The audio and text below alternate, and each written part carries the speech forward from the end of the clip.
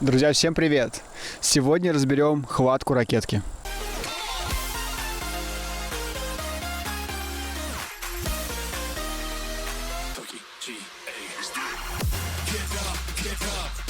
Друзья, очень часто я замечаю, что любители либо начинающие игроки во время игровых сессий, к сожалению, неправильно держат ракетки, из-за чего происходит неправильное выполнение ударов, либо неточность удара. Но все это является причиной неправильной хватки.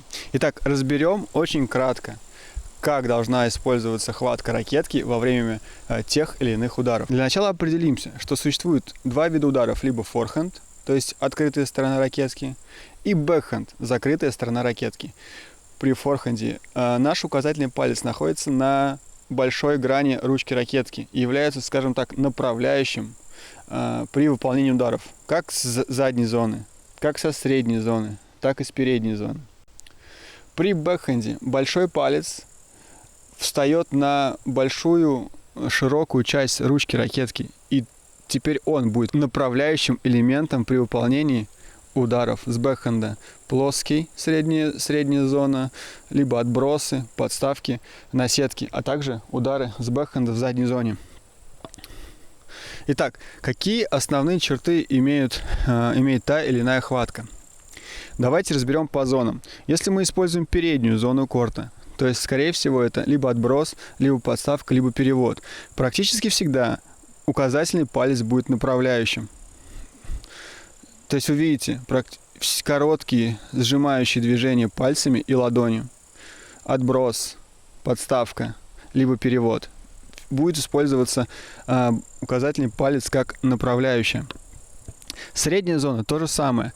Однако стоит учитывать определенный момент, что при защите в средней зоне иногда игроки переносят свой большой палец на короткую грань, чтобы немного изменить положение ракетки и направлять волан в диагональ от удара соперника.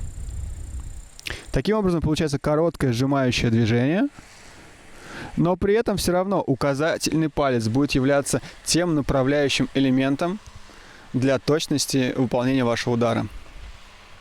Что касается задней зоны, то тут все остается практически то же самое. Идет короткое сжимающее движение только вперед. И опять указательный палец на большой широкой грани ручки ракетки будет выполнять функцию направления удара. И изменяя плоскость вашей ракетки, вы будете просто и точно направлять волан в ту сторону корта, которая вам необходима. Что же касается бэкхенда, то тут направляющим элементом в ладони будет являться большой палец. И все удары, короткие, отбросы, будут выполняться сжиманием ладони, пальцев с направлением большим пальцем. Опять же нюанс при защите. Игроки часто изменяют положение ракетки в ладони при защите для того, чтобы направить волан в противоположную сторону от удара соперника. Чаще всего это применяется при смеше. Таким образом, что, опять же, большой палец переносится на малую грань, и большой палец вместе с указательным пальцем будут являться тем направляющим элементом при защитных действиях. Перейдем к левому заднему углу. Тут мы имеем две опции выполнения ударов. Либо overhead, то есть когда мы играем из-за головы, либо backhand, когда мы выносим руку к волану и совершаем короткое движение. Тут применяется следующий вариант. Если мы играем overhead, то этот удар будет происходить по аналогии с обычным форхендом, то есть направляющим элементом при сжимании ладони будет являться указательный палец на большой грани.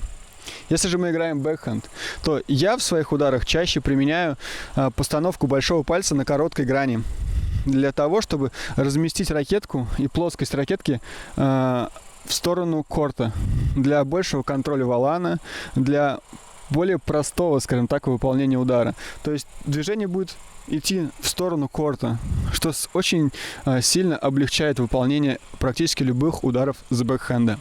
Мы с вами разобрали основные хватки и постановку пальцев при выполнении ударов форхенда и бэкхенда. И надеюсь, сейчас вам понятно, как правильно нужно держать ракетку и выполнять удары в зависимости от той или иной зоны на корте.